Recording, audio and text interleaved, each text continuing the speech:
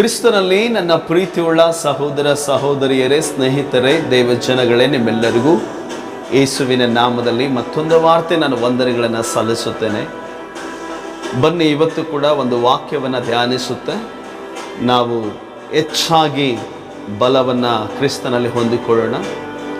ನಾವು ಒಂದು ವಚನವನ್ನು ಓದಿಕೊಳ್ಳೋಣ. ಯೋಹಾನನು ಬರೆದ ಸುವಾರ್ತೆಯಲ್ಲಿ 1ನೇ ಅಧ್ಯಾಯ 35 ಮತ್ತು 36 ವಚನಗಳನ್ನು ನಾವು ಓದಿಕೊಳ್ಳೋಣ. ಮರುದಿನ ತಿರುಗಿ ಯೋಹಾನನು ಅವನ ಶಿಷ್ಯರಲ್ಲಿ ಇಬ್ಬರು ನಿಂತುಕೊಂಡಿದ್ದಾಗ, ಯೋಹಾನನು ಅಲ್ಲಿ ತಿರುಗಾಡುತ್ತಿರುವ ಯೇಸುವನ್ನು ನೋಡಿ, ಅಗೋ, ಯಜ್ಞಕ್ಕೆ ದೇವರು ನೇಮಿಸಿದ ಕುರಿ ಅಂದನು.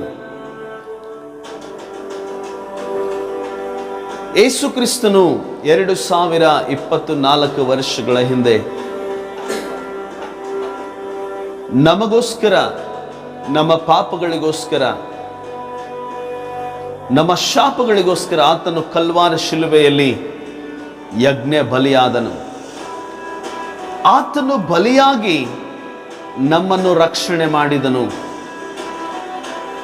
ನಾವು ಮಾಡಿದಂಥ ಕರ್ಮ, ನಾವು ಮಾಡಿದಂಥ ತಪ್ಪು, ನಾವು ಮಾಡಿದಂಥ ಪಾಪಗಳಿಗೋಸ್ಕರ ನಾವೇ ಸಾಯಬೇಕಾಗಿತ್ತು. ಆದರೆ ಕರ್ತನು ನಮಗೋಸ್ಕರ ಆತನು ಶಿಲುಬೆಯಲ್ಲಿ ಮರಣಿಸಿದನು.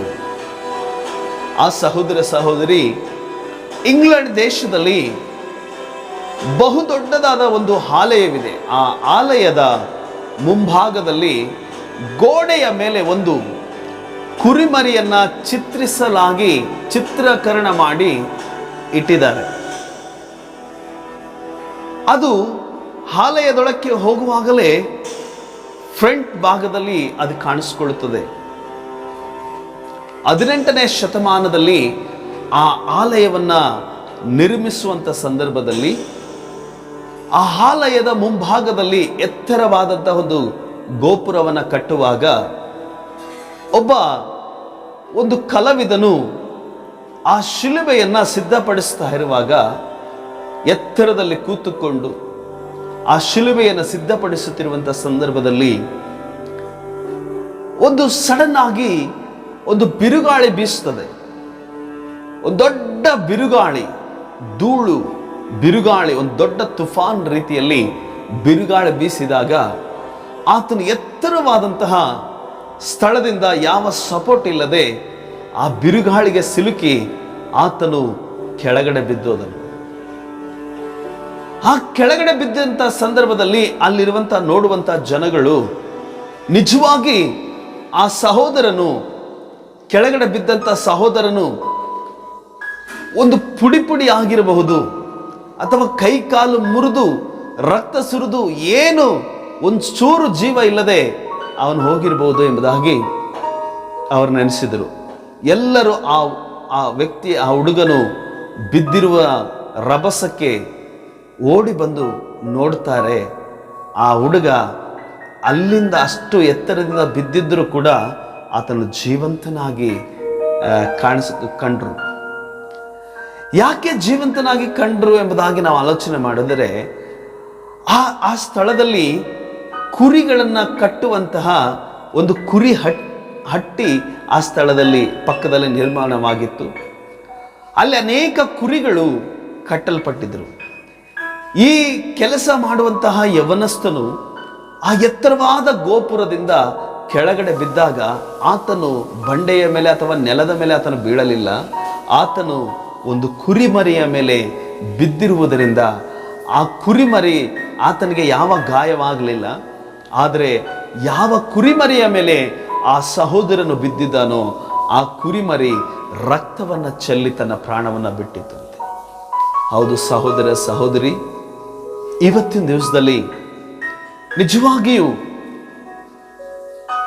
ನಮ್ಮ ಪಾಪಗಳ ನಿಮಿತ್ತ, ನಾವು ಮಾಡಿದಂತಹ ತಪ್ಪುಗಳ ನಿಮಿತ್ತ, ನಮ್ಮ ಪೂರ್ವಿಕರು ಮಾಡಿದಂತಹ ಒಂದು ಕಾರ್ಯಗಳ ನಿಮಿತ್ತ ನಮ್ಮ ಜೀವಿತದಲ್ಲಿ ನಾವು ಶಾಪಗಳನ್ನು, ಪಾಪಗಳನ್ನು, ದರಿದ್ರವನ್ನು ಅನುಭವಿಸಬೇಕಾಗಿತ್ತು. ಆದರೆ ನನಗೋಸ್ಕರ, ನಿನಗೋಸ್ಕರ ಕರ್ತನು ಅನುಭವಿಸಿದ್ದಾನೆ.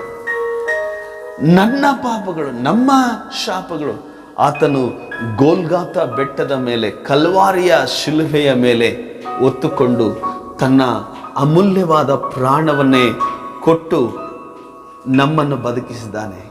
ಇವತ್ತು ನಾನು ನೀನು ಸುಖವಾಗಿದ್ದೇವೆ, ಅಥವಾ ಸುಂದರವಾಗಿದ್ದೇವೆ, ಅಥವಾ ಅಭಿವೃದ್ಧಿ ಪಡ್ಕೊಂಡಿದ್ದೇವೆ, ಅಥವಾ ಒಳ್ಳೆ ಆಕ್ಟಿವಿಟಿ ಆಗಿದ್ದೇವೆ ಅಂತಂದರೆ ನಮ್ಮ ಹಿಂದೆ ಕಾರಣ ಯಾರು ಅಂತಂದರೆ ಆ ಕ್ರಿಸ್ತನೇ. ಆ ಕ್ರಿಸ್ತನು ನಮ್ಮ ಎಲ್ಲ ಭಾರವನ್ನು ಹೊತ್ತುಕೊಂಡಿರುವುದರಿಂದ ಇವತ್ತು ನಾವು ಶಾಂತಿಯುತವಾಗಿ, ಸಮಾಧಾನವಾಗಿ, ಆಶೀರ್ವಾದಕರವಾಗಿದ್ದೇವೆ.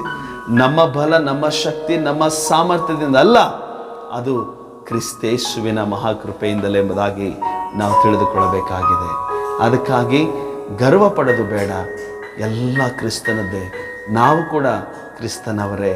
ಅದಕ್ಕಾಗಿ ಎಲ್ಲವನ್ನ ಕ್ರಿಸ್ತನಿಗೊಪ್ಪಿಸಿ ನಾವು ಕ್ರಿಸ್ತನಿಗೋಸ್ಕರ ಈ ಭೂಮಿಯಲ್ಲಿ ಬದುಕೋಣ. ಆಮೇನ್. ಪ್ರಾರ್ಥನೆ ಮಾಡೋಣವಾ? ಸರ್ವೋನ್ನತನೇ, ಮಹಾಪರಿಶುದ್ಧನೇ, ಸರ್ವಲೋಕದ ಒಡೆಯನಾಗಿರುವ ನಜರೇತಿನ ಯೇಸು ಕ್ರಿಸ್ತ, ನಿಮಗೆ ವಂದನೆಗಳನ್ನು ಸಲ್ಲಿಸುತ್ತೇನೆ. ಈ ಸುಂದರವಾದ ಸಮಯದಲ್ಲಿ ಈ ವಿಡಿಯೋವನ್ನು ನೋಡುತ್ತಿರುವಂಥ ಪ್ರತಿಯೊಂದು ದೈವ ಮನುಷ್ಯನು ಆಶೀರ್ವದಿಸಲ್ಪಡಲಿ. ಒಂದು ದೃಢವಾದ ನಂಬಿಕೆ ಅವರಿಗೆ ಬರಲಿ. 2024 ವರ್ಷಗಳ ಹಿಂದೆ ನನಗೋಸ್ಕರ ಕರ್ತನಾದ ದೇವರು ಪ್ರಾಣವನ್ನು ಕೊಟ್ಟು ನನ್ನನ್ನು ಬದುಕಿಸಿದ್ದಾನೆ ಎಂಬುದಾಗಿ.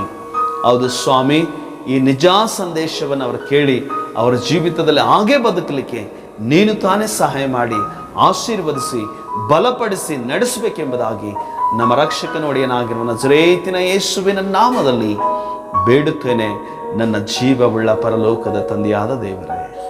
ಆಮೇನ್, amen, amen. God bless you.